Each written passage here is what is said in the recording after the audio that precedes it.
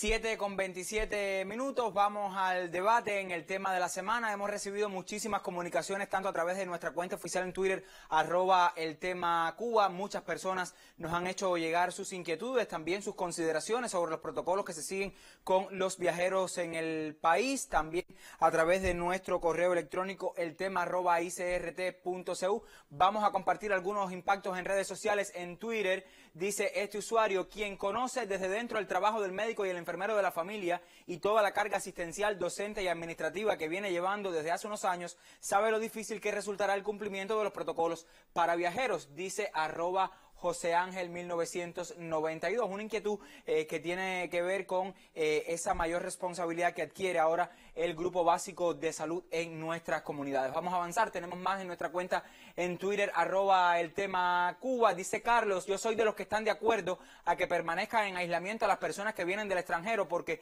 no todos son responsables para cumplir con lo establecido, dice este usuario en redes sociales. Avanzamos, buscamos otra opinión.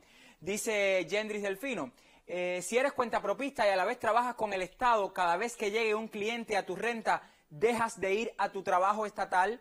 Se pregunta. Tiene que ver también con ese grupo de interrogantes que han surgido a partir de la implementación de los nuevos protocolos. Vamos a buscar una última opinión también en redes sociales. Dice Yancelis: se cumplen a cabalidad hasta que el pasajero abandone el aeropuerto. Posteriormente, depende de su responsabilidad y de la comunidad en que se encuentra enclavada el lugar que visita. Concluyo, es responsabilidad del que viaja, del consultorio, del jefe de sector y de los CDR. Voy a dejarlo en este punto porque también hemos recibido varias opiniones a través del correo electrónico. Dice esta usuaria, que se identifica como Aidita Hernández: gracias por abordar este tema con tantas interrogantes. Favor, aclaren dudas sobre las pruebas PCR que se hacen a los turistas que llegan a casas de renta y que se hospedan con cubanos. En algunos municipios de La Habana, en el periódico Granma del pasado sábado, pues orientan que solo tienen que hacer la primera prueba, y en otros que se hacen las dos. Bueno, ¿cómo se opera en este sentido? ¿Qué sucede? Se pregunta otra usuaria a través de redes sociales con las personas que, digamos, vienen al país por 3 días, un fin de semana, hacen un PCR, se van el domingo, a veces por la demora de estos PCR no tienen un resultado y salen del país. Esto está permitido. ¿Qué sucede con los viajeros que dan positivo en este primer examen? Bueno, muchas interrogantes que pretendemos dejar claras esta mañana, porque tengo el placer de compartir en el tema de la semana con el doctor Carmelo Trujillo. Él es el jefe del Departamento de Control Sanitario Internacional del Ministerio de Salud Pública. Gracias, doctor Carmelo, por estar con nosotros esta mañana. ¿Vio cuántas interrogantes? Sí, gracias a ustedes por la invitación acá a la revista. Buenos días. Bueno, vamos a comenzar por el deber ser. ¿Qué cosa es el protocolo sanitario establecido para viajeros? O sea, ¿qué es lo que debe hacerse, digamos, para las personas que no lo conocen, lo que han orientado ustedes del Ministerio de Salud Pública para evitar contagios comunitarios de COVID-19 a partir de personas que vengan procedentes del exterior? Sí, Salito, mira, debemos partir primero de que el Ministerio de Salud Pública tiene un programa que se llama Programa Nacional de Control Sanitario Internacional, y a la vez Cuba es un Estado parte y firmante del Reglamento Sanitario Internacional.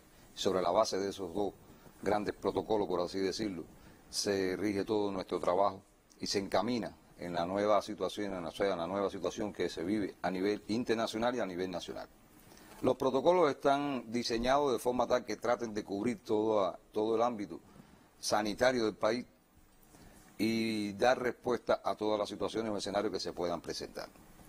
Está muy bien intencionado toda la parte de la frontera, o sea, el control sanitario internacional al nivel de la frontera, que lo cubre nuestro Programa Nacional de Control Sanitario Internacional. Todos han visto ya, han ido viendo cómo se han ido implementando estos protocolos a nivel de los aeropuertos, a nivel de los puertos y las marinas. Se ha reforzado todas las acciones, por supuesto. Dentro de los protocolos que ya existían en el país, se reforzaron todas las líneas de vigilancia a nivel del aeropuerto, se reforzó el aeropuerto tecnológicamente, se reforzó con recursos humanos calificados y capacitados para estas acciones. Y bueno, ahí está el resultado de la aplicación. Por supuesto, son escenarios que se van modelando en el tiempo. A medida que vamos ganando en conocimiento, a medida que vamos analizando todo tipo de escenarios, le agregamos medidas y acciones que fortalecen la vigilancia epidemiológica a nivel de la frontera. Lo novedoso de esta etapa es la introducción de la realización de la prueba de PCR. Al momento que el viajero llega al aeropuerto. Al momento que el viajero arriba. lo cual es para todos los viajeros internacionales que arriban al país. Este primer PCR o sea, el objetivo fundamental es que el resultado esté en 24 horas. Eso no siempre se cumple, doctor. Bueno, eso puede estar dado por múltiples factores, múltiples causas, desde la propia salida de la muestra hacia los laboratorios, etcétera, y en algunos casos porque el resultado inicial puede estar inhibido. ¿Qué significa que un resultado esté inhibido? El resultado significa que esté inhibido es que no captó, o sea, que pudo haber dado un resultado dudoso, o pudo haber alguna falla técnica. Recuérdense que esto se hace con alta tecnología, los equipos, y el propio equipo te lo da como inhibido, pero con esa misma muestra se vuelve a montar y siempre sale el resultado final de la prueba. Y se le entrega, por supuesto, y todo ese proceso lo estamos tratando de engranar dentro de las 24 horas, porque además es el objetivo y va a ser el objetivo de que el resultado llegue a las 24 horas. Puede estar también sesgado en algún momento, o sea, sesgado no, o sea, afectado en algún momento el proceso de la transmisión de la información. Cuando usted se refiere al proceso de transmisión de la información es de que esté el resultado. De que el resultado y que le llegue a la persona hasta que el pasajero lo conozca. ¿Quién interviene en ese proceso? En eso interviene un número de personas e instituciones y sistemas que nos ha costado, pero lo hemos ido engranando, como la transmisión por vía electrónica, el envío inmediato de las bases de datos hacia los municipios, hacia las provincias, y que le llegue hasta el médico de la familia. Todo mecanismo que nace tiene imperfecciones y a medida que va pasando el tiempo se va engranando el sistema. Vamos a ir entonces, doctor, a las particularidades. Pueden darse, estoy pensando en 3 escenarios fundamentales. Ese viajero que va a una institución hotelera del país, el viajero que va a una casa de renta o la persona que viene a visitar a sus familiares y sus amigos. Vamos a deslindar responsabilidades y quiero comenzar por quizás el más común o el que más preocupe a las personas en el país, y es ese viajero que va a las casas de amigos y familiares, y me voy a detener en el correo que envió Antonio Meli Simeón. Él dice: no es lo mismo llamar al diablo que verlo llegar, dice este televidente. Mi pueblo, Bejucal, sin un caso de COVID, está de COVID desde el inicio de la pandemia, ya se estrenó con varios casos y contactos, áreas cerradas y todo lo que le acompaña a este tema. Un visitante del extranjero, fiesta y pachanga, dice, y ha contagiado no sé a cuántos.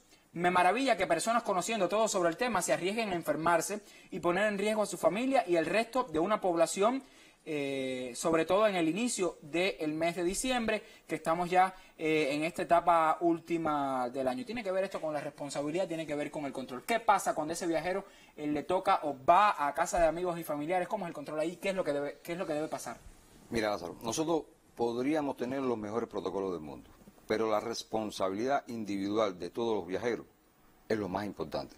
El cumplimiento de las medidas y las normas sanitarias implementadas es lo fundamental, y eso tiene que partir de la persona. Todos los viajeros internacionales que arriban al país, que van a la comunidad, tienen un seguimiento y hay un protocolo muy bien diseñado para manejar este tipo de escenario.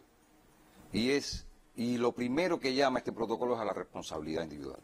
Todo el que viaja asume una responsabilidad desde que inicia el viaje, de origen hacia el lugar de destino. Y por lo tanto, y además está sujeto y tiene que cumplir con todas las normas sanitarias que se hayan implementado en el país.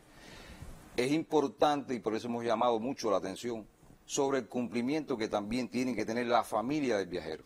El viajero que se interna en la comunidad, o sea, el viajero que va a la casa de amigos, a la casa de familia, tiene su cuota de responsabilidad, pero también la familia entra a jugar un rol en el cumplimiento de las medidas sanitarias. Y hemos llamado la atención mucho sobre esto, como es el uso de los medios de protección.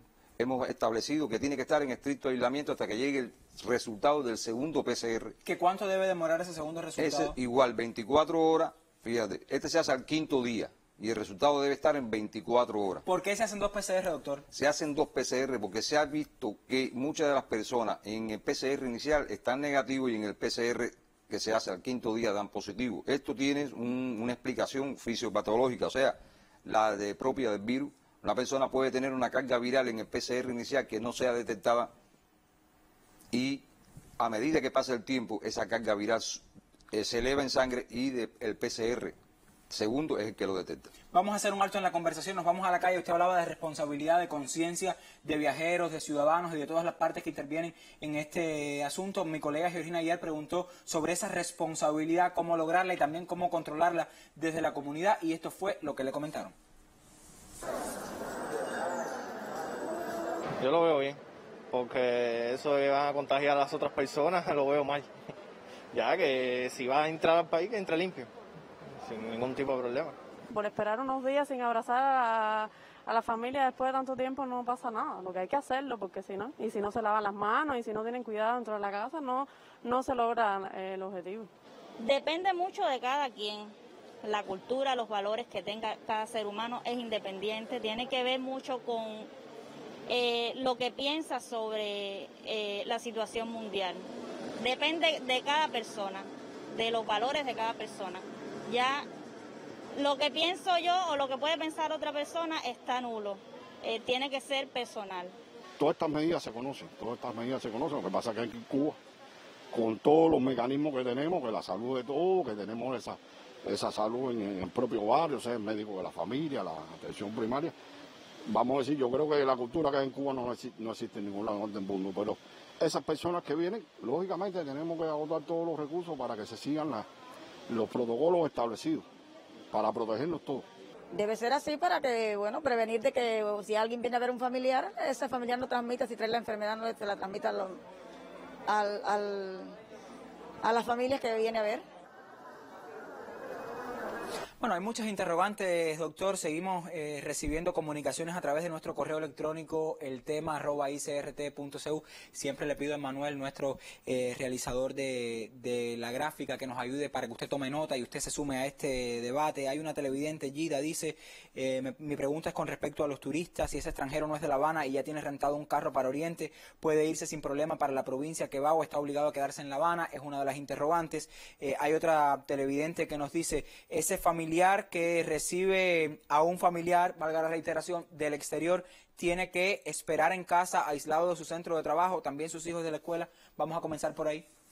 Mira, Lazarito, sí, se han establecido algunas medidas para reforzar todo el control y a la vez el impacto que ha producido el arribo de viajeros masivos al país. Fíjate, cuando un viajero internacional arriba a la dirección que declaró, cuando arribó por nuestros puntos de entrada, deberá permanecer en aislamiento estricto, como decía inicialmente, hasta que llegue el resultado del segundo PCR. Pero la familia también. O sea, la familia debe estar en aislamiento, cumplir con las medidas de distanciamiento social, el uso de los medios de protección, tratar de garantizar el menor contacto con esa persona en el periodo que dure llegar el resultado del segundo PCR. En el caso de las familias donde hay trabajadores, los mismos podrán acogerse al sistema de vacaciones acumuladas o al régimen de licencia sin sueldo. Ya en esto trabaja el Ministerio de Trabajo y Seguridad Social para darle una respuesta a este tipo. Y en el caso de los estudiantes de todos los niveles, también deberán abstenerse de asistir a los centros educacionales. Ya el Ministerio de Educación se proyectó en este sentido y existe un respaldo y se toman las medidas para poder poner al día a ese estudiante cuando se vuelve a incorporar al curso escolar.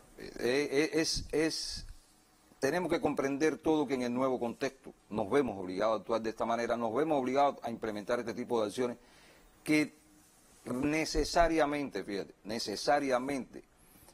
nos hemos visto en la obligación de aplicarla. Pero responde a una realidad, Cuba ha tenido un control de la pandemia, por así decirlo, si nos ponemos a ver en el ámbito internacional cómo se comporta en otros países, y hoy el principal problema está precisamente en los viajeros.